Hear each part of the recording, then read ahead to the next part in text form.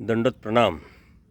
जीवन जगत असताना ज्ञानाशिवाय कोणतीच गोष्ट आपल्याला करता येत नाही. तो व्यवसाय असो, नोकरी असो, कौटुंबिक जबाबदारी असो, प्रत्येक गोष्टीला हे ज्ञान गरजेचंच आहे. जर प्रत्येक गोष्टीला ज्ञान गरजेचं आहे तर अध्यात्मसुद्धा ज्ञानाव्यतिरिक्त कसा असू शकतो. आणि म्हणून सर्वज्ञ चक्रप्रभूंनी ज्ञानमोचक सांगितलेलं आहे.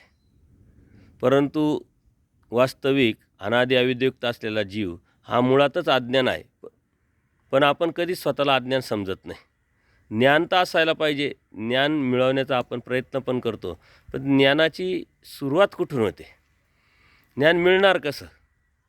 ज्ञान प्राप्त होण्यासाठी ती जी सुरुवात आहे ती अज्ञानाचा बोध हीच ज्ञानाची पहिली पायरी आहे.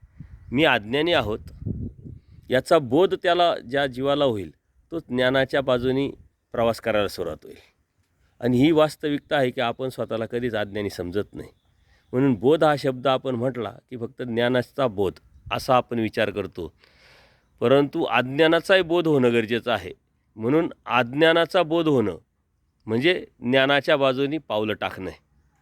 माझ्यामध्ये काहीतरी कमतरता आहे, मी अज्ञानी आहे किंवा मला हे येत नाही असा जेव्हा आपण विचार करू तेव्हा ते शिक्षणाचा किंवा शिकण्याचा प्रयत्न करणार आहोत.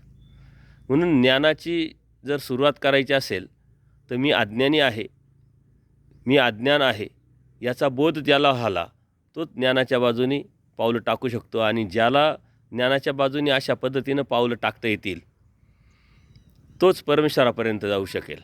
मला काहीच येत नाही असं म्हणणारच काहीतरी शिकतो.